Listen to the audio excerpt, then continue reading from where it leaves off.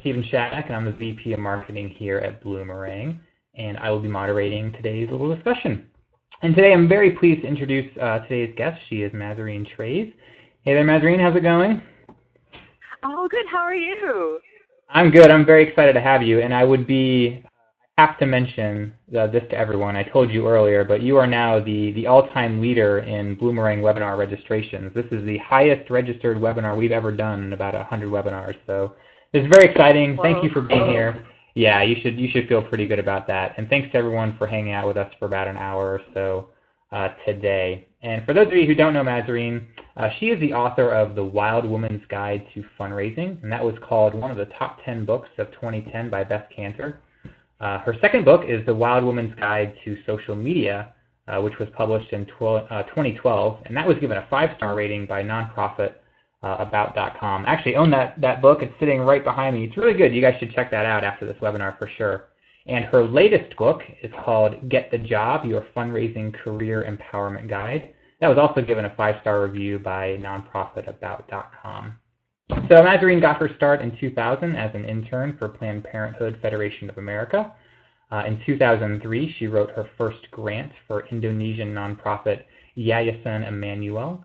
And in 2005, she actually co-founded her own nonprofit called the Moon Balloon Project, which is there on the South Shore of Boston, Massachusetts. And since then, she's raised over $1 million for various local, national, and international nonprofits with appeals, emails, grants, sponsorships, and more. And she's actually trained over 3,000 nonprofit professionals in the last 4 years or so. So this is a great treat to have you. Thanks again for being here.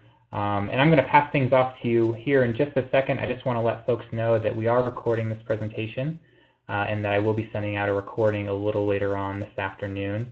And there is a chat box right there on your screen. So as you're listening to her presentation, feel free to send any questions our way. We'll both see those, and we'll try to answer just as many as possible before the 1 o'clock or the 2 o'clock Eastern hour, I should say. So, Mazarine, I'm not going to take any more time away from you. Why don't you go ahead and get us started? Gosh, thank you so much, Stephen. This is just so exciting to have everybody here today. And what we're going to do with the poll questions today is we're going to use the chat box. So if you're just calling in and you can't see your screen, highly encourage you to just get over there to your computer if you're not already there so you can participate in the poll questions so that we can learn more about you. That was a lot about me.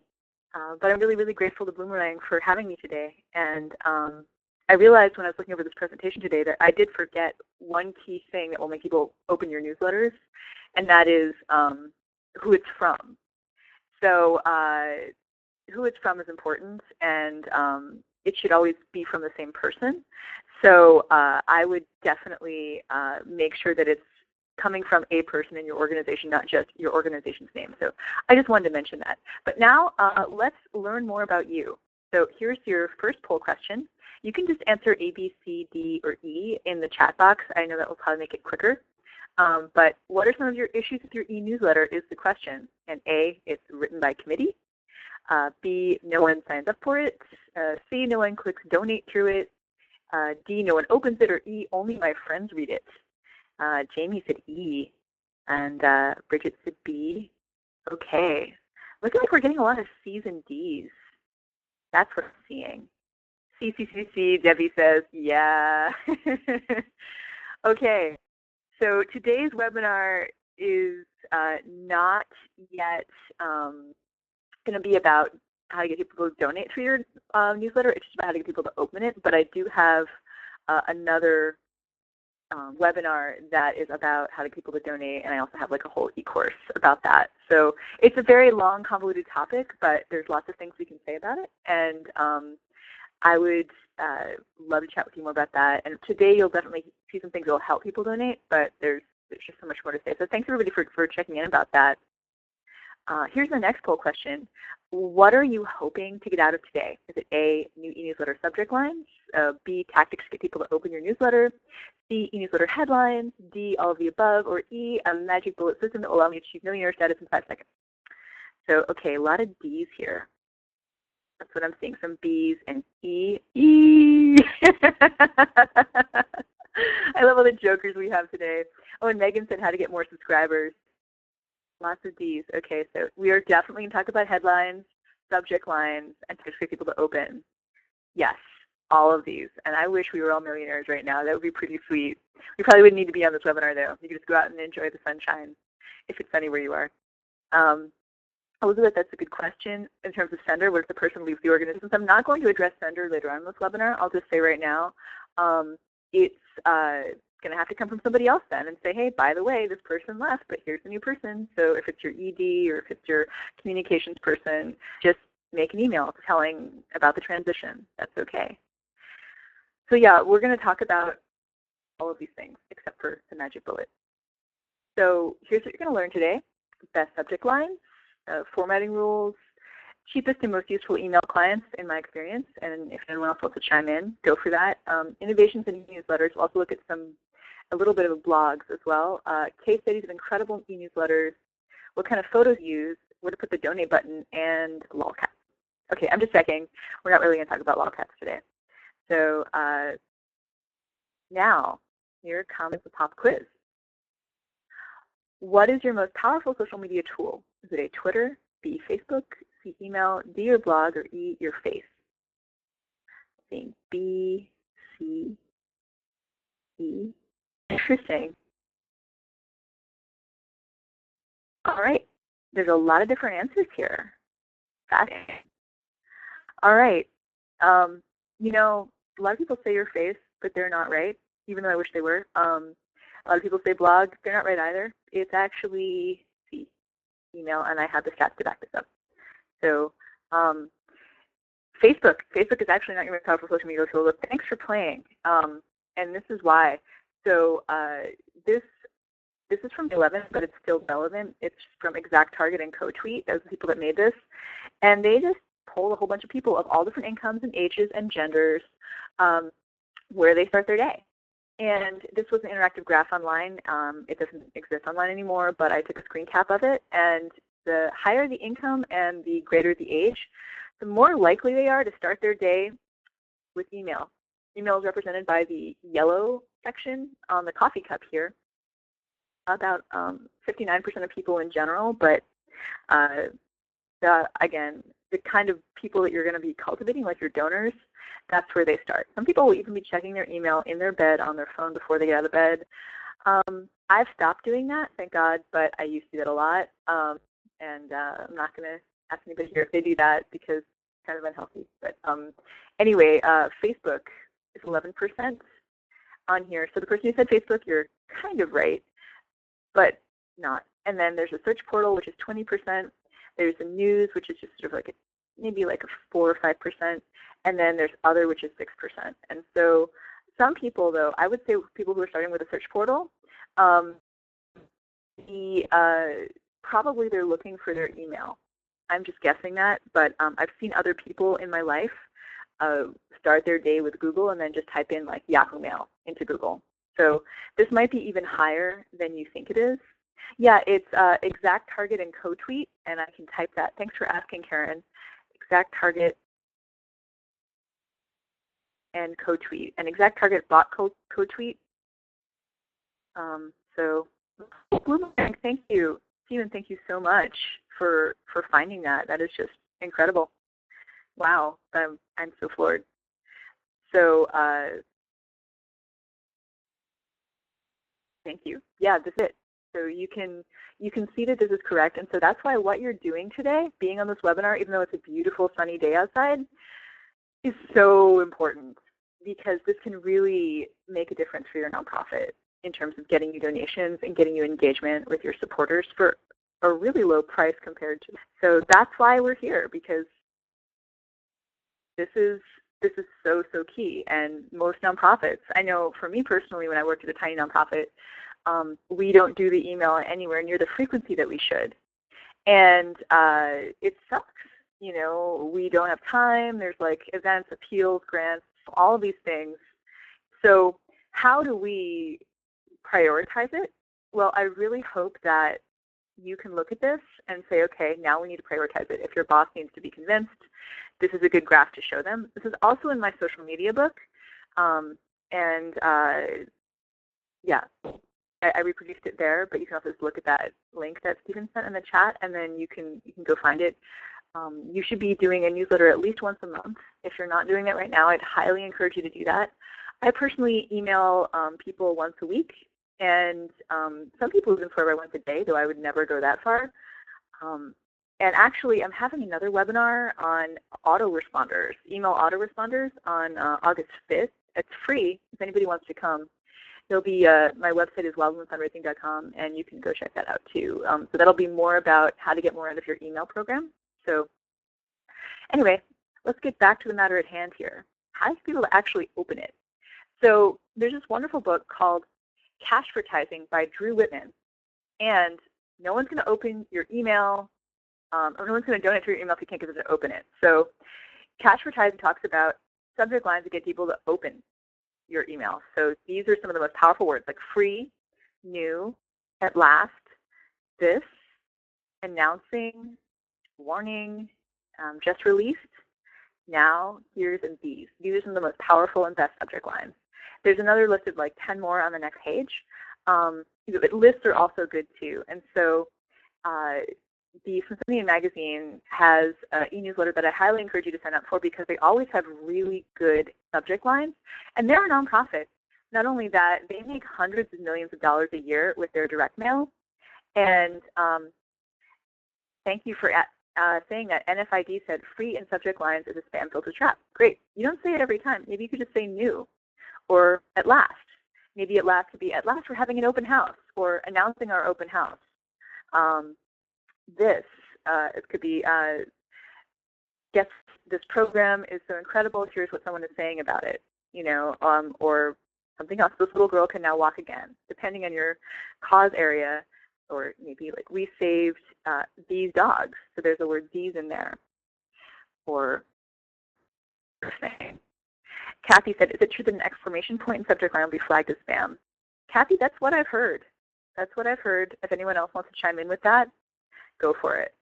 But you saw the Smithsonian, 10 new brain studies, rainbow ants, male birth control pill, and more in the weekend newsletter. Yeah, it's the Smithsonian Magazine, Matt. It's right here. That's where it is. So check it out. Here's some more best subject lines. These can also be used in the headlines of your newsletter. Sensational, remarkable, and that one seems kind of, I don't know, like not so nonprofit-y, but they do work. Maybe you could say important development. We've just found out about this particular thing in our cause area, and maybe if you're doing advocacy work, this is important, or revolutionary or startling. These are sort of favored by Dr. Mercola, who is one of the biggest e-newsletters circulation in the world. Now, you don't have to agree with everything the dude says, and frankly, I think a lot of what he says is nuts, but he's a really, really good email marketer, and you might want to sign up at mercola.com, and his spelling of Mercola is right here. It's M-E-R-C-O-L-A, because, yeah, the dude's email marketing, pretty sweet. So it really shows you, hey, this is kind of headlines we have to start doing. Oh, Suzanne said his headlines are amazing. You want to check it out whether you believe it or not. Exactly, Suzanne. He talks about, amazing new developments in cancer prevention, or something. But even if you say last chance to come to our open house, or hurry, last chance to give before the end of the year, or quick, we need you to send this petition right now. This is how you can apply this to your nonprofit. It's not just about the for-profits, but the for-profits do it well. So here's examples of Dr. Mercola's headlines. Warning people about something. Use I, use the word you. You could use the word why or how, and use the word breakthrough, for example. Doctor warns, eat this and you'll look 5 years older. Like, oh no, what is that? How to starve cancer out of your body. Avoid these top 4 cancer-feeding foods. How much vitamin D do you really need to take? Right? So all of that. Oh, thank you so much, even. For others to find. Yeah. Oh, that's so nice. So there you go. People can check that out in the chat window as well. That's really interesting. First, email should look like. We're going to talk about what it's going to look like later on, Daniel. Thanks for asking. We're definitely going to talk about that. So here's your must know and must do about the best subject lines. Try using the words you, how, or announcing. Test your subject lines. So using the subject line, our quarterly newsletter is not going to cut it. And so now I'm going to call out a nonprofit that did this. And maybe that's a little bit of bad form, and I'm sorry, but the Crystal Bridges Museum, they have I think they're one of the few nonprofits that has over $1 billion. And every newsletter subject line was news from the Crystal Bridges. And so it's in Little Rock, Arkansas, and they could have done so much better.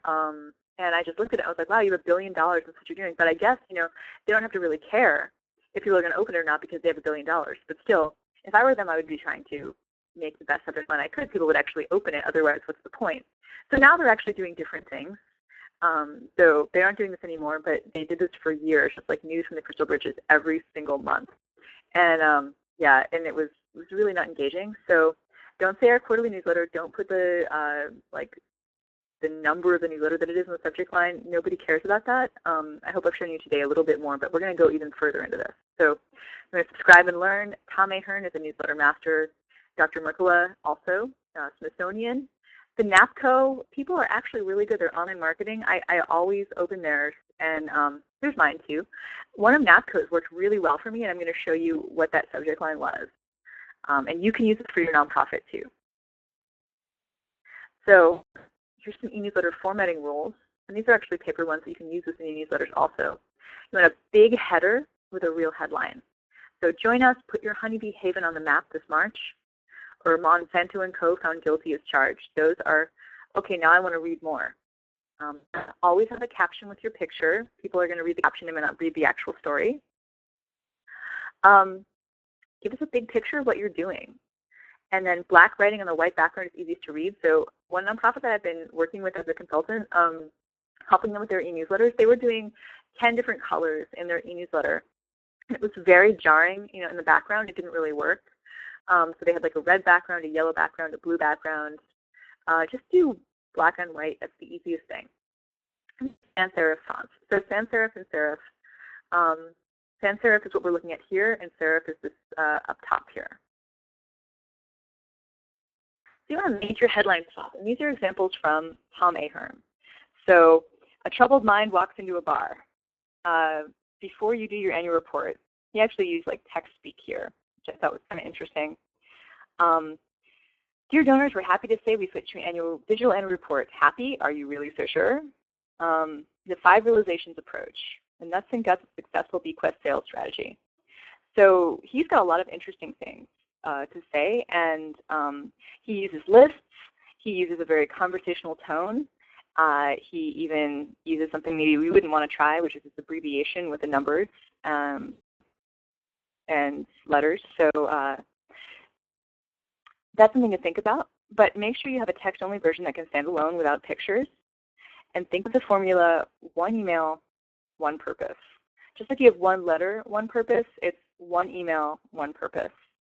So if you send more emails, then you can just have one purpose. So for example, a nonprofit down in Texas, who's a legal nonprofit, sent me their e-newsletter for my course recently, and they asked me to take a look at it. And it looked like a paper newsletter. It had 4 articles with all really boring titles. It had nothing about the donor. And it had a list of their advisory board, their board, and their staff on the side of the page, as well as a really boring subject line. So I was really confused with the purpose of this letter. I'm like, what are you trying to do with this? And I wrote back to the person who sent it to me, and she said, thank you so much. I inherited this newsletter. This is the ammo that I need to change it. And so what does a really good newsletter look like? Well, let's look at that.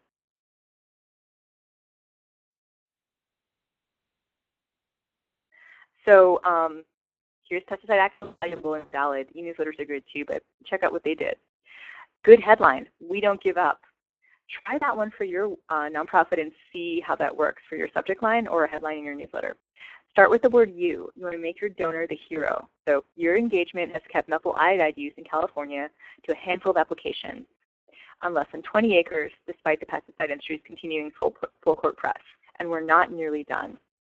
So suddenly it's not about we're doing it. It's all you do is change the word we to you and imagine how much more interesting that becomes. And then it'd be hard to think of something more boring than I think pesticide use, but Pesticide Action Network makes it interesting. So look at the right-hand side here.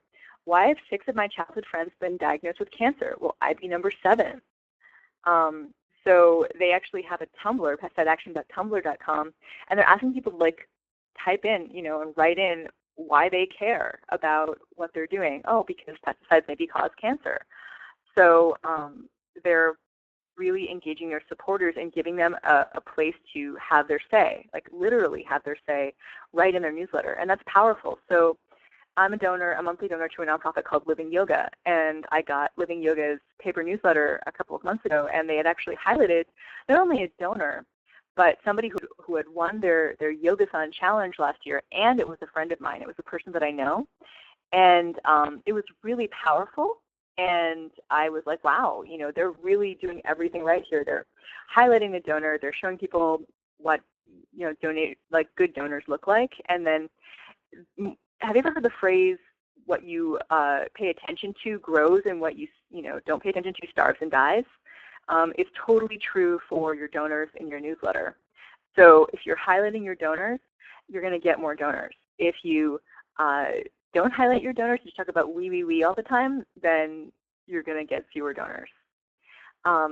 Kathy asked, should you treat all e-newsletter recipients as though they are donors even if they aren't?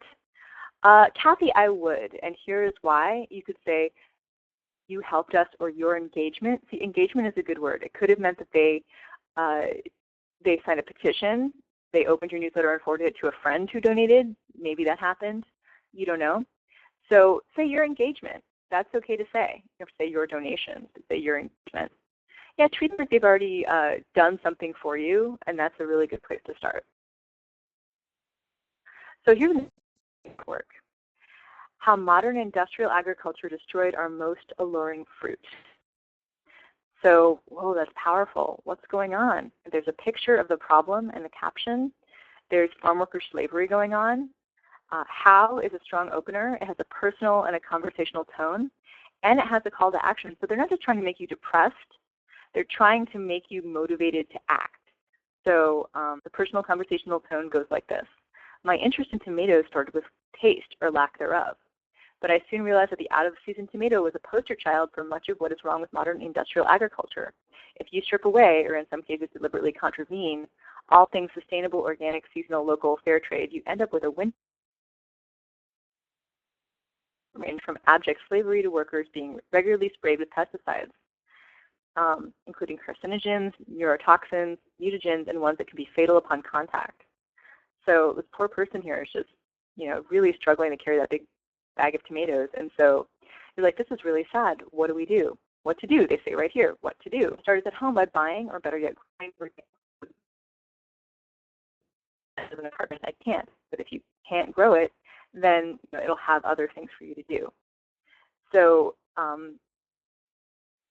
Diana, it is a newsletter. You're absolutely right. This is a paper newsletter, but we're learning from the good examples that they have here. So even if you're trying to depress them, you can still say you can do something in your e-newsletter. But yes, I would like to say today that your e-newsletter should not replace your paper newsletter. They're both important, even for the younger generation. So for me personally, I'm younger, and I love getting paper newsletters from nonprofits. And I actually, Living Yoga, for example, sent me one recently, and I sent it on to my cousin, who's a yoga teacher.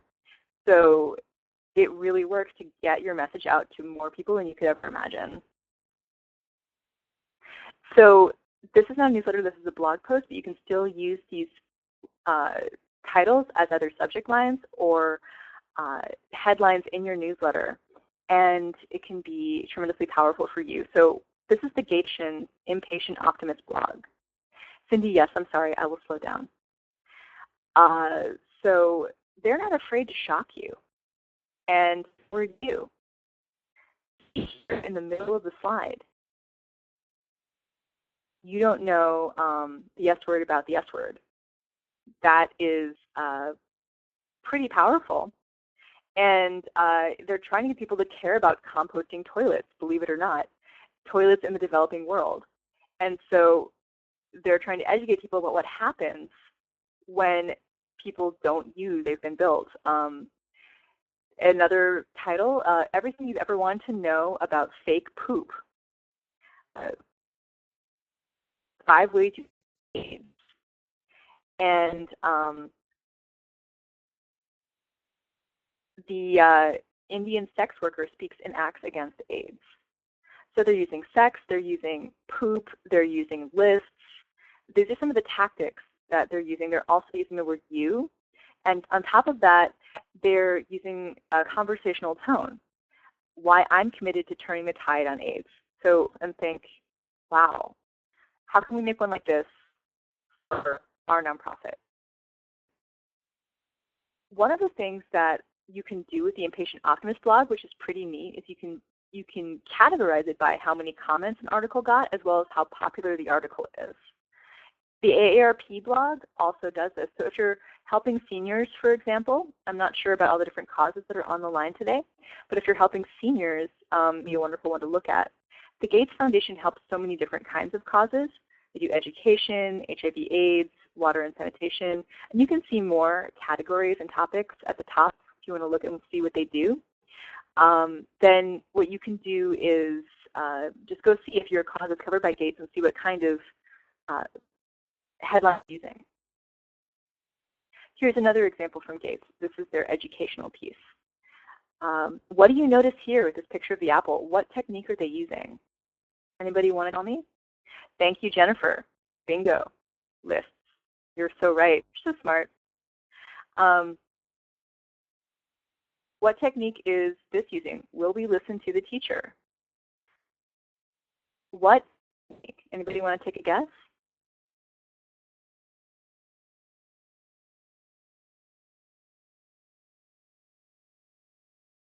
While we're waiting for that,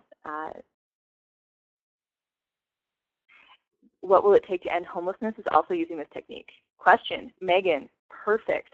Yes, that's right. Asking a question is very powerful. In the vast majority of my tweets and in a lot of my eNewsletter subject lines, I ask a question. And asking a question is so much more powerful than making a statement, even though I just asked you some questions too.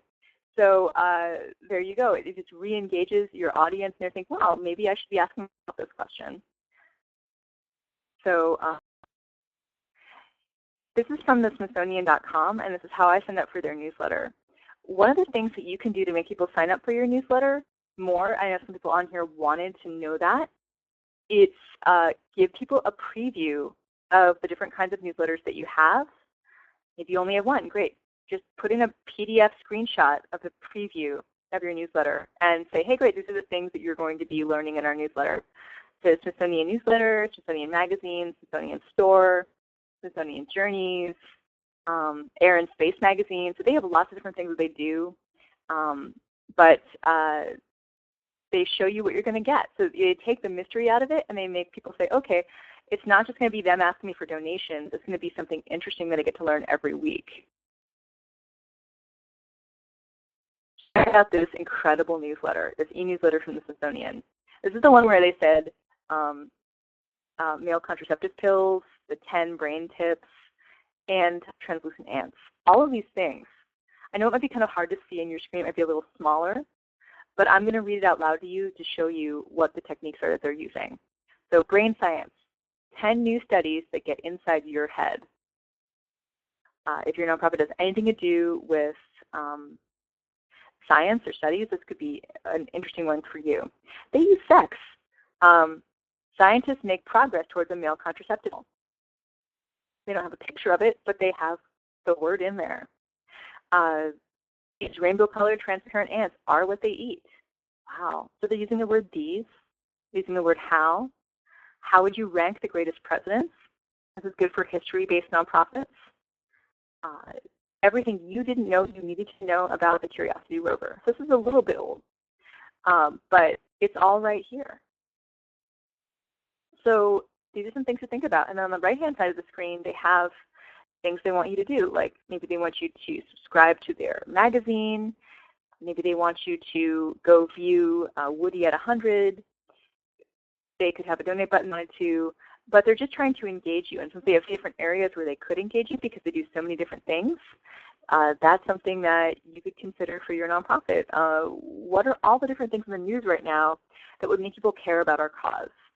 How could we bring to the newsletter? And another thing that they're doing here that I want you to understand is that the pictures are good and the headlines are good, but also the excerpts underneath the headlines are good. And they're just very brief, and then they say read more. So I know it's really hard to see that, but that's what it says.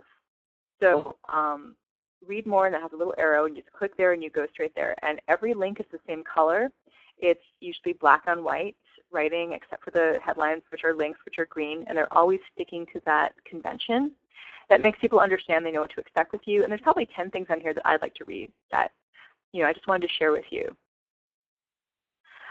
What kind of open rate do these good subject lines get? Bernie, I'm glad you asked that because that's the next slide, actually. So bingo.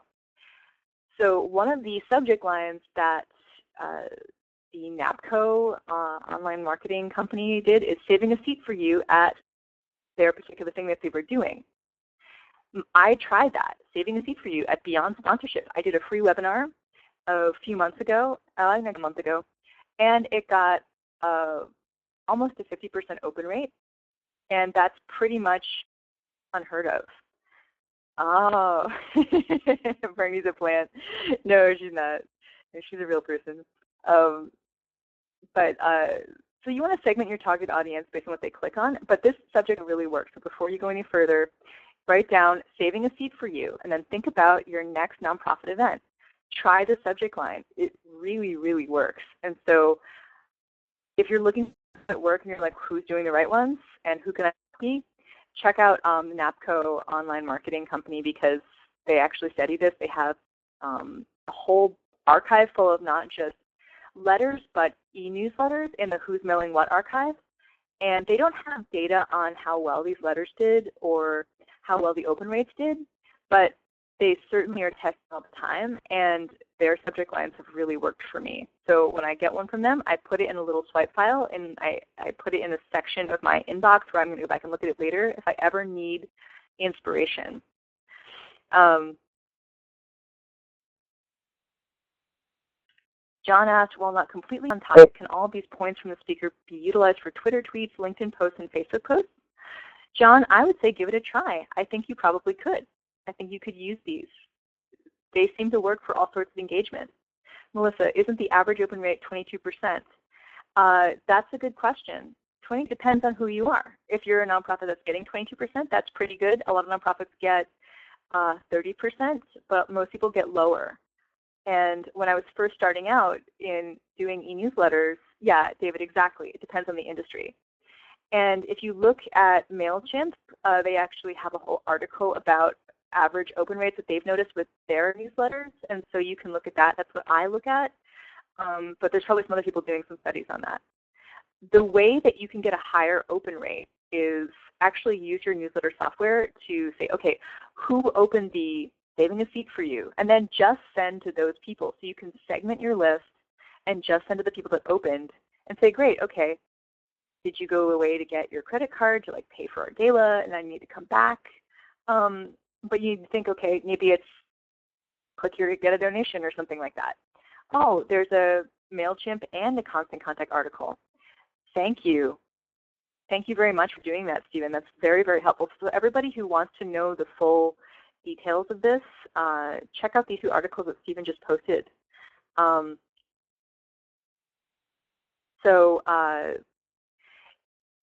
Actually, I'm glad that you, one person asked this question up here. Looks like if I just go here, I can see this. Kathy, we have a limited newsletter template. It's tied to our database software, so we have to compromise. That's a bummer. I would say that just later on in the presentation that maybe you would want to switch eventually, but this is what will make a bigger difference for you for getting more donations and more opens. And if you just email the people that already opened your newsletter, you're going to get a way higher open rate than just emailing to everybody again. So Terry asked, are the most successful newsletter programs using a package newsletter formatting or building homemade versions? And if software, which one works best? We're going to talk about that later. Thanks for asking, Terry. The greats do is they actually do a text-based newsletter, and it's just text. It's just plain text with links in it. You don't want to depend on pictures because everyone's going to see it differently. People who have AOL, Gmail, Yahoo, MSN, Hotmail, all those things. It's all going to look different for everybody, but one way to make sure that it looks the same and it has the result that you want is to do a text-based one, and we'll see what that looks like later on. But thanks everybody for such good questions. I'm really, really so pleased with this level of engagement that you guys have. So now that you know all this about newsletters, I'm going to give you this one. I'm going to tell you what I would improve in this, and then let's look at the next slide. I'm going to ask you to help me improve it.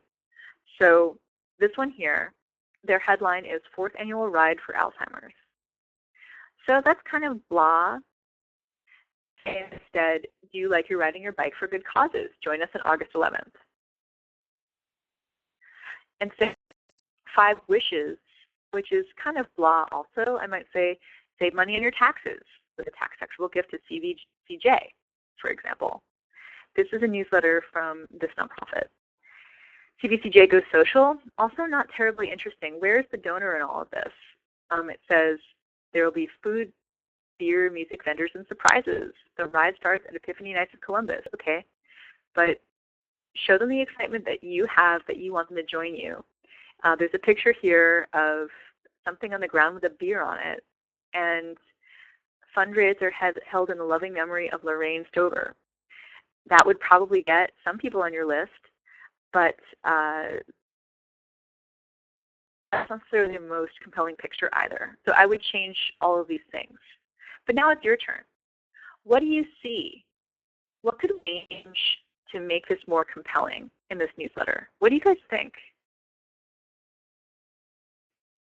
Courtney, add a face. Bingo. Anything else, anybody? Different color bowling ball. Sure, David. Yeah, make it red. Make it green. Kathy, photo celebrating the strike. Totally. Oh, Elizabeth, question. Do you like to bowl? I like that, using the word you. And you can make a strike. I like it. Yeah, Joanne said boring title, not engaging. Totally agree. Kathy, a different picture. Yes. Melinda, change the title. Yes. Facebook link. They have it on there. Linda, invite them to participate. Totally. Terry, CVCJ, they don't say it, right? 10 knockout reasons to come to our event. I love that, Cindy. That's so creative. Wow. Maggie, change the links. Yeah. Caveat, different font and keep it consistent. Yeah.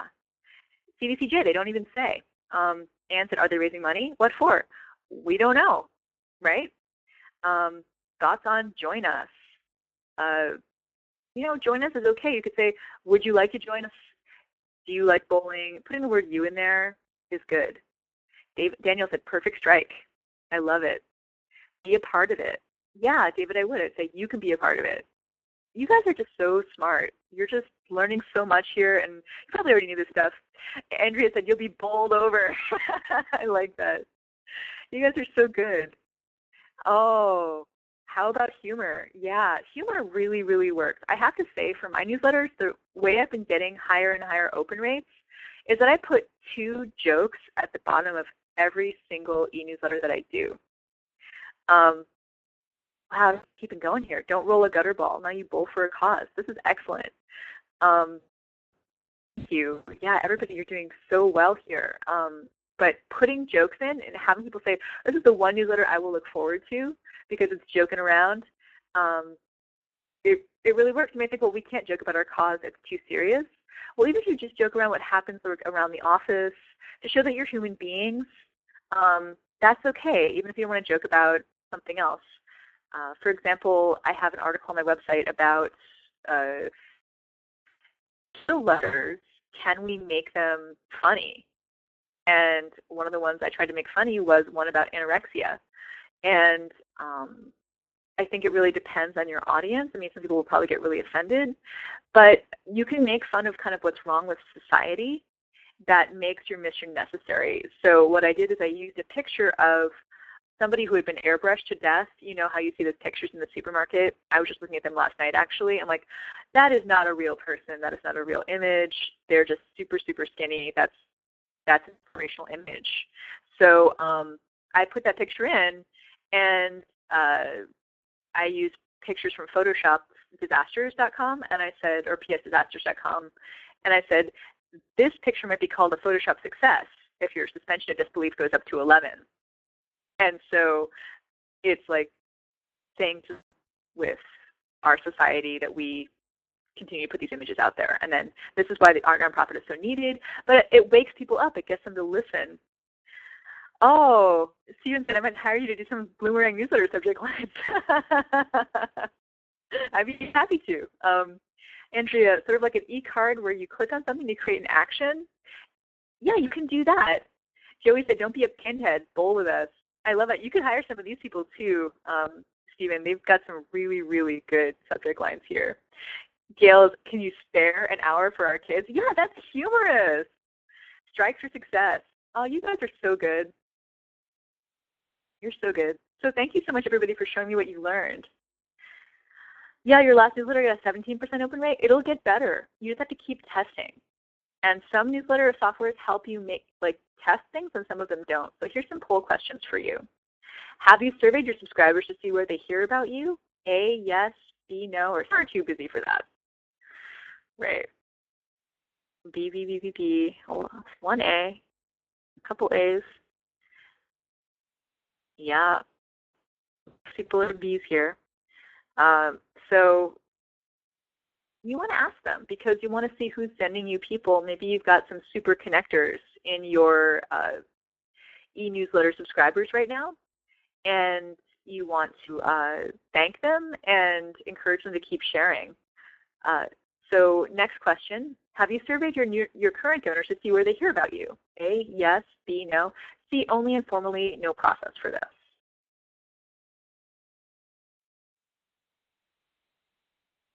Okay, it looks like we got a lot of C's, a couple B's, one A. Right on. So for people that are saying C or B, and which is the majority of us, Bernie said, how do you survey the ones that don't open? That's a good question. You can't survey. You might want to take a subject line like, can you do me a favor? And just see what they say. And then go in there and say, hey, just answer this one question survey. How did you hear about us? And then you'll find out which of your nonprofit marketing processes are working and which ones aren't. Amber said we survey with phone donation. Excellent.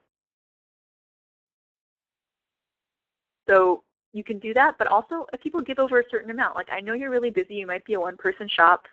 I know exactly what that's like. That's the majority of my experience. Why not even once a year, people who have given you over a certain amount, give them a call. Maybe they've given you over $500 or $100, just give them a call if you've got, or if you just email them if they've given to you online. Hey, how did you get us? Just make it from you, straight up, one email. How did you hear about us? We'd love to learn more about you. Rosemary said we've tried sending surveys to new donors, but we get little to no response. That's hard. You might want to try sending surveys to your older donors and ask them how they heard. And then new donors, you might want to try, if it's paper newsletter, try emailing it. If it's a paper survey, try emailing it or vice versa.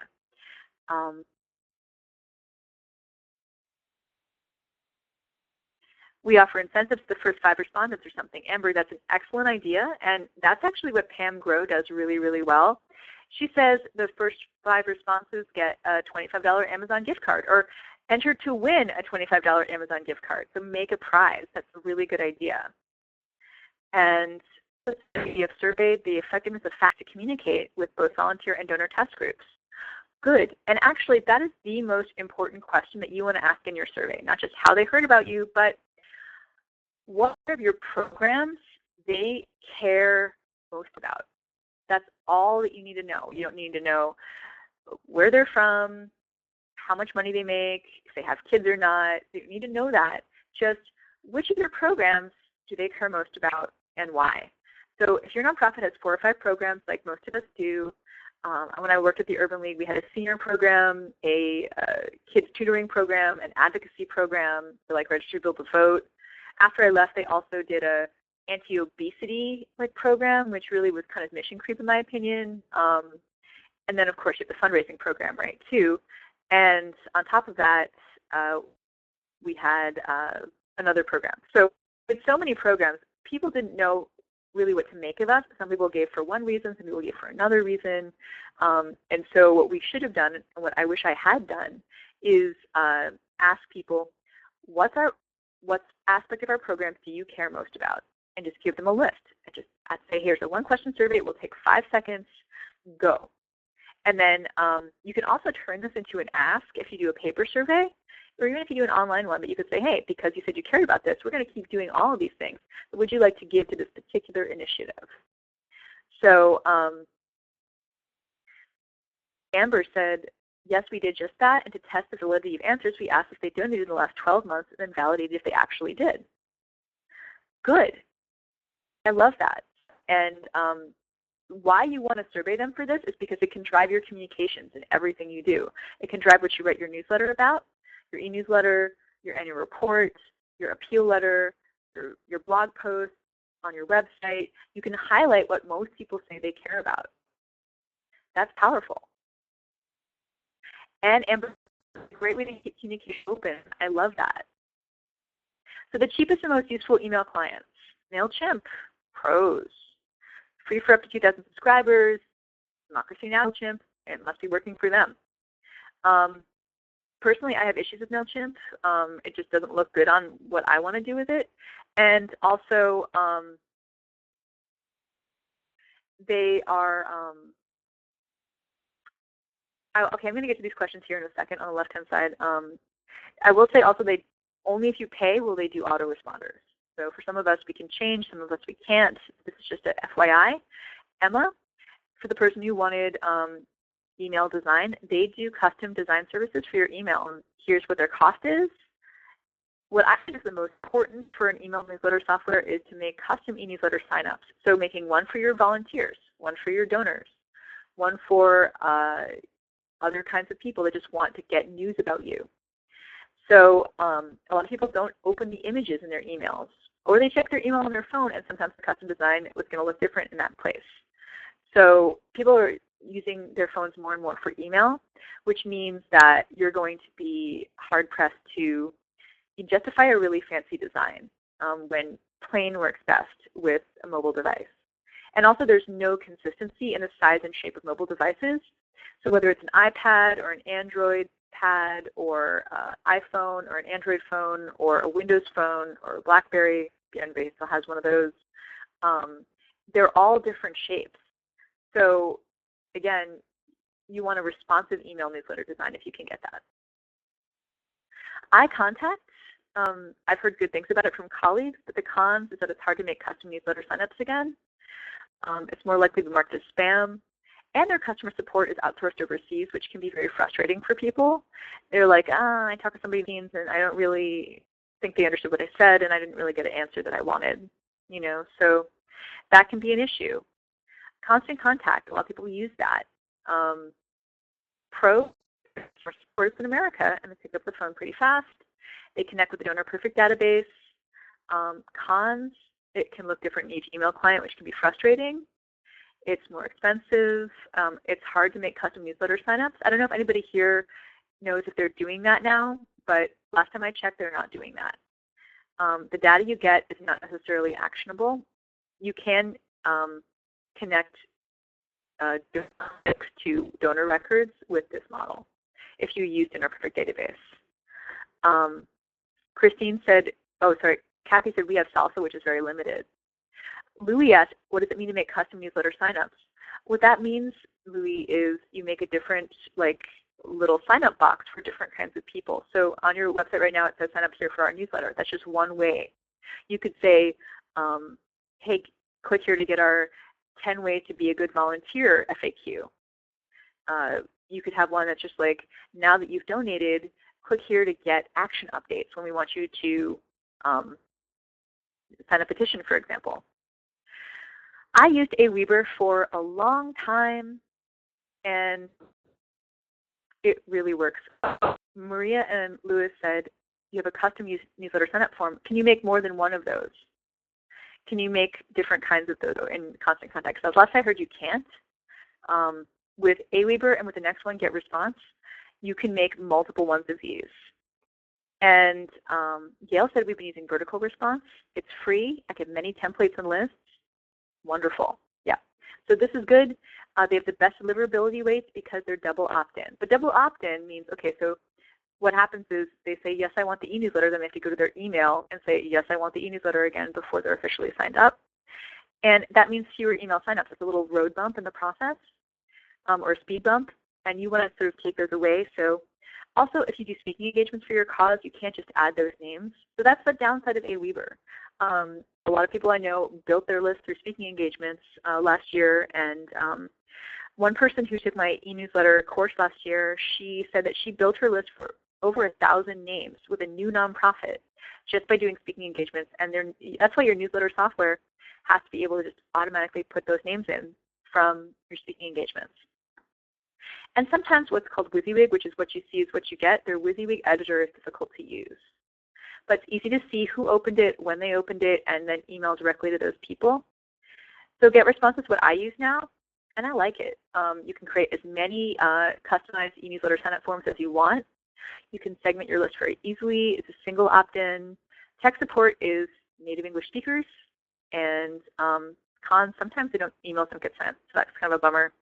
And they had a DDoS attack a month ago, and that means denial of service, which is like hackers were just slamming their servers, trying to get them to give them money. Basically, it was like extortion. So, but that also happened to a lot of other providers too. So it wasn't just them. Debbie asked, "Do you recommend sending newsletters a certain amount of times per month and time of day?" Debbie, I do. You can look on MailChimp. Again, they say which time of day and so on are the best that they've found, but you also want to check out what your subscribers respond to. Your subscribers are going to be different than my subscribers, and that's why I say that. Paul, I haven't evaluated an email client from Bloomerang. Gail said I have really good luck with 8:10 a.m. and 1:10 p.m. newsletters. People check their email first thing in the morning, and as soon as they return from lunch, I do it 2 times a month. Gail, thanks for sharing that. I really appreciate that. Samantha said, we use Bloomerang and it's working great for us. Excellent. I send mine at like 9:30 a.m. and people generally get it, and they open it pretty quickly. We only have a few minutes left here, so I'm going to try to go through these last couple of slides a little bit faster so we have time for questions. Joey said, open source. Did someone do this for real? Yeah.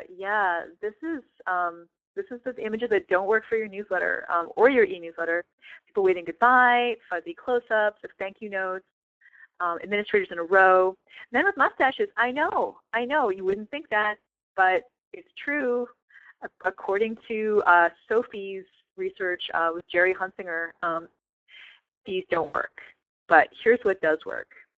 Children, animals, pictures of your constituents being helped by your staff, pictures of your staff just helping solve the problem. So this is a Little Heroes appeal from the RSLB charity, RLSB charity from Craig Linton, who does the Fundraising Detective blog. And he's also the development director for this charity. They raised 100,000 pounds in 100 days, which is like, $200,000, which is a big deal.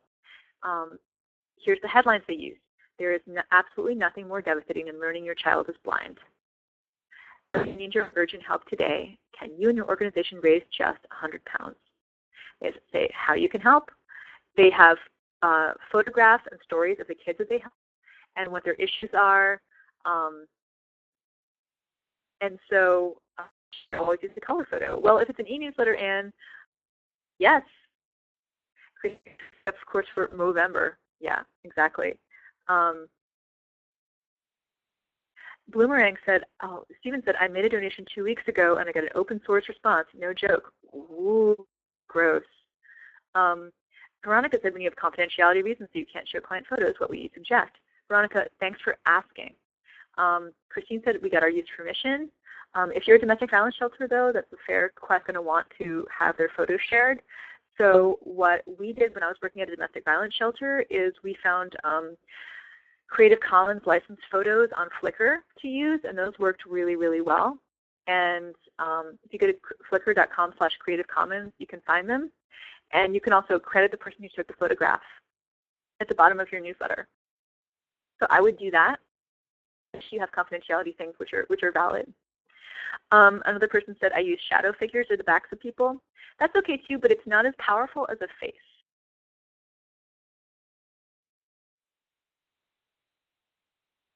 Gail said, photo release, get them and keep them on file. So here's another example from another nonprofit called Housing Matters, I think. No, it is Earl's Place. So here's what I think. Both the headline and the picture could be stronger. Here's that close-up of the thank you note. What we have here on the right-hand side is called a Google heat map. So the Google heat map is just telling you where people tend to click on a website, but it also works for your e-newsletter. So here's people looking in your newsletter, they're looking for something to click on. You want to put it in the center with the hot spots. You don't want to put it in the top right. A lot of people put their donate button there. Eek. Christopher said photopin.com will let you search for Flickr photos licensed under Creative Commons. Thank you, Christopher. And so their donate button is at the bottom. I would move it to the top. Those ties are not more important than this donate button. This is what you want people to do. So Google has done eye studies on this, and this is where people are looking, and this is where all the ads are, and they're not looking at the ads. So that's kind of how they are trained to look at your newsletter too. So finally, you can see here that here's, and they're asking people to donate, but the donate button, that could be moving it to the left. I mean, it doesn't really matter, you know. Another thing is a man with a mustache. I know, I would change that. For some reason, people like people with naked faces more, you know. Go figure. You guys are so funny. Oh my gosh. So that's some of the things we could change here. And then finally, the text-based email. So one of my very, very favorite e-newsletter writers, Marie Forleo, has a text-based newsletter every single week. And it's always going to look the same on anybody's phone or device because it's just text, it's not pictures. And she has a great headline, time-sensitive, please open. And she has one link in here, one link, one purpose. She wants people to come to her event. If you want to join us, go here to reserve your ticket now. So you don't have to be fancy. This is it. Purpose, boom. And so she has millions of dollars too. Somebody said Tom Selleck has a mustache and millions of dollars. That's true. But he got famous in the 80s when it was easier to get famous. So you guys are so funny. So we have a Q&A time, and I would love to chat with you more about your newsletter. So thanks everybody for coming today. And so I hope you have some. And thanks, Mazarine, for answering questions along the way. And thanks to everyone for being a good sport and being so interactive. It's always fun when, and I've done a lot of webinars, and it's kind of weird when no one says anything and you feel like you're talking to no one. So I really appreciate everyone asking all those questions and having all that interactivity. So that was really fun. And if you do have any last-minute questions, please do send them our way. We'll have Mazarine answer them. But while we're waiting, really do sign up for her newsletter. It's really excellent. So check that out. Check out the link there on the screen. You know, give her a call, give her an email, and follow her on Twitter too. You're pretty active on Twitter, I think, Mazarine. So definitely do that.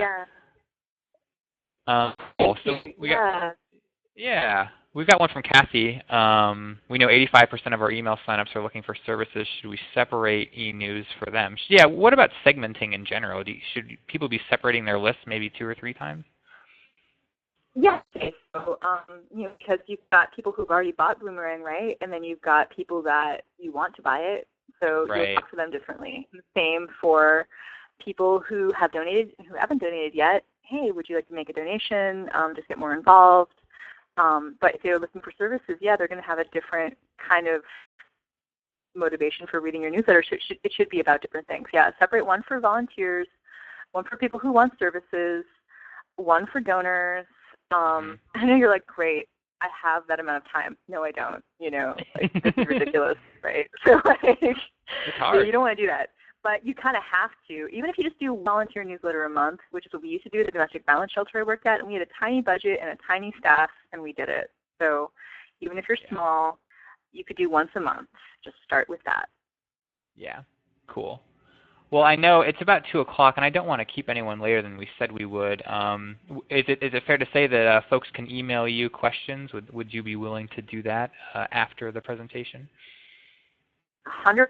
Yeah, and that was on the last slide there. So if people want my email address, it's right there. It's info@wellwomenfundraising.com. It's also at the top of my website. And Stephen has very kindly put my website in the chat box. Sarah, is there any cons to making a newsletter a whole image? Yes, don't do that. Don't do that. 100%. Don't do that. Don't do that. Yep. Yep. Well, cool. Well, do reach out to Mazarine later on, and I just wanted people to know that we do these webinars once a week. We've got some really cool ones coming up in August. We're going to do a presentation on major gifts. We've got one on donor data migration, and we've got one that's going to be really cool about optimizing your silent auctions at events. So if any of those look enticing to you, do check out our webinar page. Those are also totally free and totally educational, so you can register for those. Mazarine, thanks. This was really awesome. Thank you for sharing all your knowledge with us for about an hour or so. I hope everyone had as much fun as I did. I think people did based on the chat interactions. Yeah, well, I had a great time, everybody. If you have any more questions, I'm sorry we didn't leave too much time for questions, so apologize, but feel free to reach out, everybody, and thanks so much for having me. Thanks, Gail. Yeah. Thanks, Terry. And you did answer a lot of questions, so don't feel bad. Okay. Thanks, Cindy. Yeah, do check her out. Subscribe to her newsletter. Send us an email and register for an upcoming webinar if that looks good to you. And just so everyone knows, I will be sending out the slides again and a full recording of this presentation. I know we've covered a lot of ground, so you can rewatch that. You can send it to colleagues, maybe around your office, who you think will benefit from this. No mustaches, right? No mustaches. That's probably the biggest takeaway. No. It's the no mustache zone. Well, thanks, everyone.